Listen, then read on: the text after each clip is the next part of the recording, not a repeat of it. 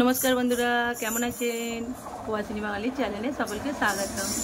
आज शनिवार সকাল থেকে ব্লগটা শুরু করব।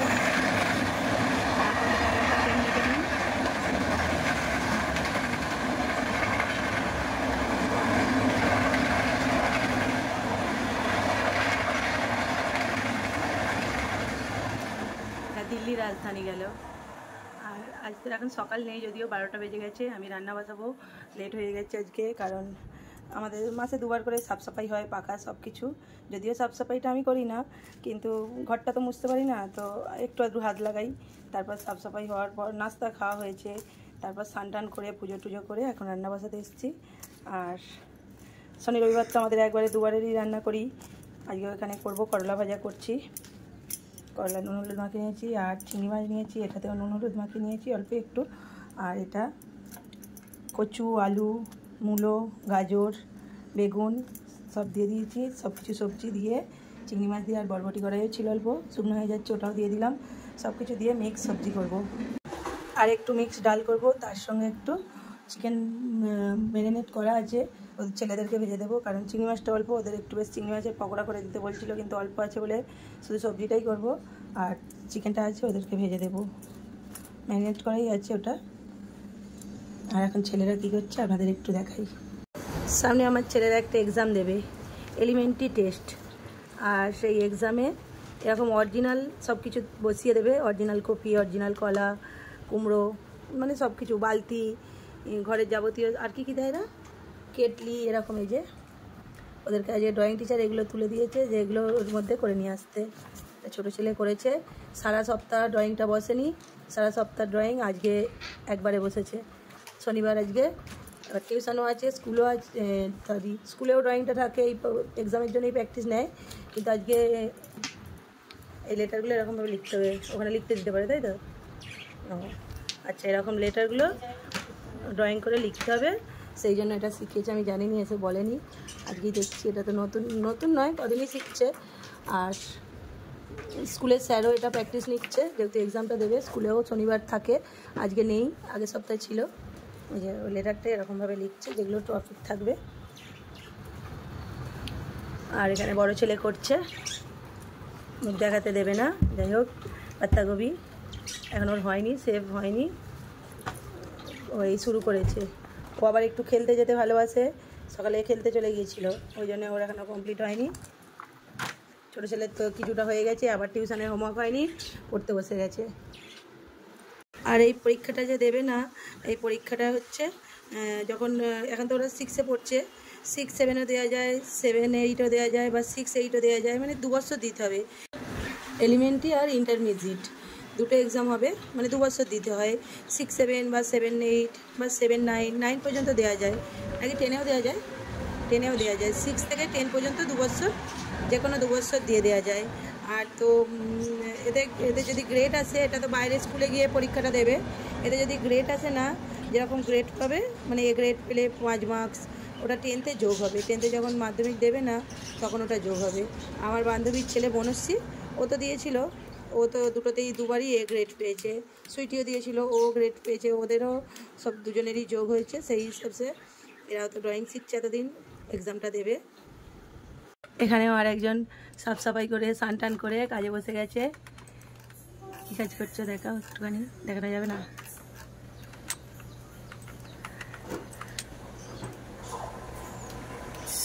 কিছু একটা বানাচ্ছে, কিন্তু সবসময় দেখানো যায় না। আর প্রচুর হাওয়া দিচ্ছে, প্রচুর হাওয়া দিচ্ছে, এত হাওয়া দিচ্ছে। আবার একটা রাজধানী যাচ্ছে, 10 মিনিটও হয়নি, 5-7 মিনিট হয়েছে, একটা গেল, আবার একটা যাচ্ছে। হাওয়াটা বন্ধ আছে, আর মেঘলা মেঘলাই করছে কদিন। বৃষ্টিও হচ্ছিলো কালকে, আর কাল তো পুজো বাড়ি গিয়েছিলাম, অনেকটা রাত্রি হয়েছে। আজ আমাদের লেটে ওটাও হয়েছে, তার সঙ্গে পুজো বাড়িতে সব কিছুই খাবার দাবার বেঁচে গিয়েছিলো, তারই সকালে তরকারিটা ছিল, মুড়ি খাওয়া হয়েছে।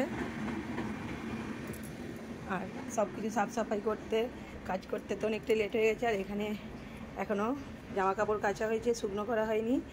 এটা শুকনো, আবার মেশিনটা একটু প্রবলেম হচ্ছে, শুকনোটা ওই করে দেয়, কারণ মেশিনটা একবারে অনেকটা চাপতে হয়, তবে জামা কাপড়গুলো শুকনো হচ্ছে। অনেক দিনের হয়ে গেছে পুরানো মেশিন। আমি রান্নাবান্নাটা চালু করবো এবার। আমার বাড়ির সামনে দিয়ে তো কত ট্রেন যায়, আপনারা জানেনই, সব সময়তেই ট্রেন যায়। ভয়েস দিতে তো অনেকটাই প্রবলেম হয়, সারা দুপুরটা আমাকে ভয়েস দিতে বসে থাকতে হয়। সেই জন্য আমি ডাইরেক্ট ভয়েসটা দিয়ে দিই, যে সবাই জানেন ট্রেনের প্রবলেম, আর সংসারের তো এত কাজ, ছেলেদের 8বার স্কুল টিউশন নিতে যাওয়া দিতে যাওয়া, তার সঙ্গে ড্রয়িং থাকলে, আর ড্রয়িংটা বিশেষ করে শনি রবিবার থাকে বলে ওদের পাপাই বেশি যায়। এখন তো শনিবার স্কুলটা ছুটি করে দিয়েছে, আগে তো শনিবার স্কুলটাও থাকতো। আর এরকম কাজ করতে করতে তারপর সারা দুপুরটা যদি ভয়েস দিতে হয়, এই তো একটা ট্রেন গেল দেখুন, আবার একটা ট্রেন।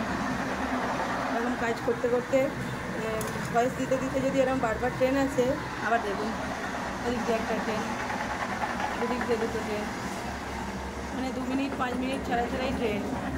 সেই জন্য না মানে আবার একটা ট্রেন, এদিক দিয়ে একটা, একসঙ্গেই 4খানা ট্রেন চলে গেল। আমাকে এই যে ভয়েস দিতে দিতে, আমি এটা ডাইরেক্ট দিচ্ছি বলে আপনাদেরকে শোনাচ্ছি।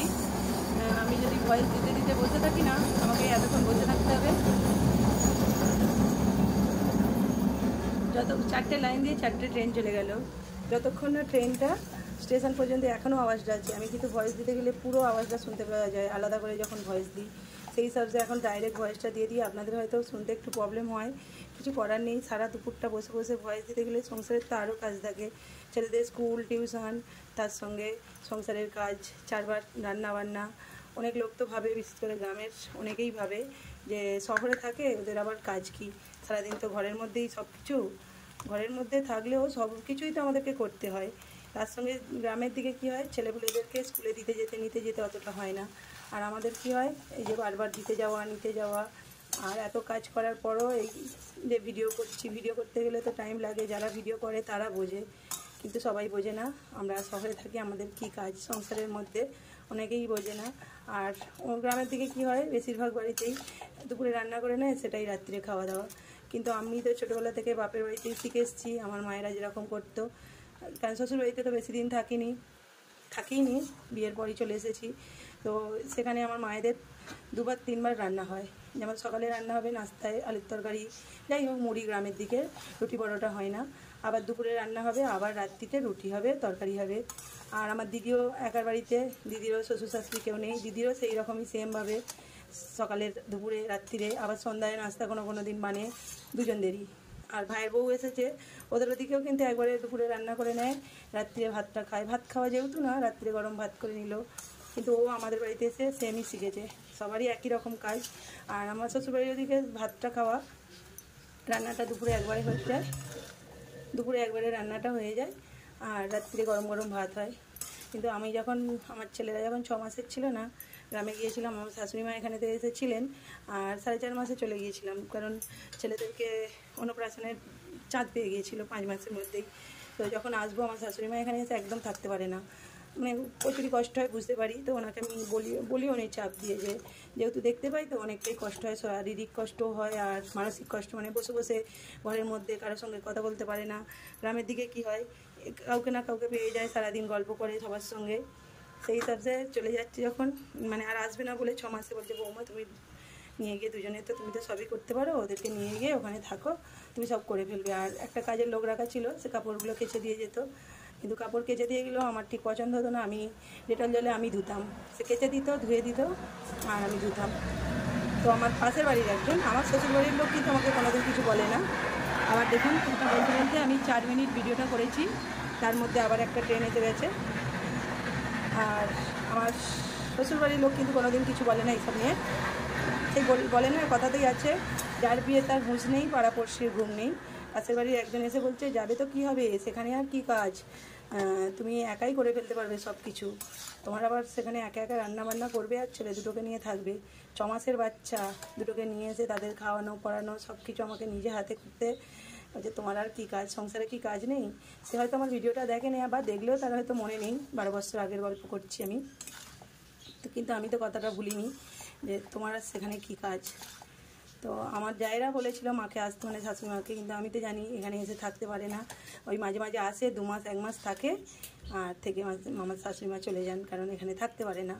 তাও আমাদেরকে আগে থেকে লোক দেখে নিয়ে আসতে হয়, যে মানে কার সঙ্গে যাবে, কার সঙ্গে আসবে, যার সঙ্গে আসবে কার সঙ্গে যাবে, সেরকমভাবে আমাদেরকে নিয়ে আসতে হয়, নইলে এখানে এসে প্রবলেম হয় ওনার অনেকটাই। আর বলে কিছুদিন আমি থাকতে পারি, 1 মাস, তারপর 1 মাস হয়ে গেলেই আমার কষ্ট হয়, বৌমা এতদিন আমি থাকতে পারবো না। তো সেটা যাই হোক, অনেকেই ভাবে যে আমরা শহরে কী করি। শুধু তা নয়, আমাদেরও একই কাজ, সংসারে কাজ তো একই, ঘর মোছা, কাপড় জামা কাচা, বাচ্চাদের দেওয়া নেওয়া সবই কাজ একই। হ্যাঁ, গ্রামের দিকে যাদের চাষবাস আছে, যাদের এক্সট্রা কাজ, সেগুলো আলাদা ব্যাপার। কারণ আমার মায়েদেরও চাষবাস আছে, আমিও তো চাষির মেয়ে, আমি জানি হ্যাঁ সংসারে কতটা কাজ হয় চাষিবাসীদের। আর কথা বলতে বলতে তো আমার এখানে এটাও হয়ে গেছে, এটাও কষানো হয়ে গেছে, জল দিয়ে দেবো। যাই হোক, কথা বলতে বলতে রান্নাটাও হয়ে গেল, আর অনেক কথাই বলে ফেললাম। আর সবাই বুঝতেই পারছেন ট্রেনের আওয়াজটার জন্যই আমি মেন কথাটা তুললাম, যে আমি এখানে ভিডিও করতে গেলে আমার কতটা প্রবলেম হয়। আর আজকে তো লেট হয়ে গেছে, বরবটিটাও ভাজতে ভুলে গিয়েছিলাম, এর সঙ্গেই দিয়ে একটু কষিয়ে নিয়েছি, দিয়ে দিয়েছি। 1টা বেজে গেছে, আবার ছেলেদের টিউশন আছে 4টে থেকে 7টা, তারপর আবার ড্রয়িং আছে 6:30 থেকে 8:30। কিন্তু ওদের তো দুটো ড্রয়িংয়ের টাইম রেখেছে, কিন্তু ওদের তো হয়ে উঠবে না, 7টাতেই ছাড়া হবে টিউশন থেকে নিয়ে, ওখান থেকে ডাইরেক্ট ড্রয়িংয়ে ছাড়বে। আর রান্নাটা করে নিই। এখানে তো করলা ভাজা আর সবজিটা হলো, এখনও ডাল হবে, ভাত হয়ে গেছে, আর ওই পকোড়াটা ভাজবো। এদিকে কড়াই বসিয়ে দেবো, দিয়ে ভেজে নেব। রান্না তো কমপ্লিট হলো, নিয়ে চলে এসেছি। আর এখানে করলা ভাজা, মুগের ডাল করেছি ধনিয়া পাতা কারি পাতা দিয়ে, তার সঙ্গে এখানে সবজিটাতে দেখালাম। আর এই যে চিকেন পকোড়া অল্প ছিল, আর বলে চিংড়ি মাছটা পকোড়ার সঙ্গে দিয়ে দুটো ভেজে দাও, দিয়ে ভেজে দিয়েছি।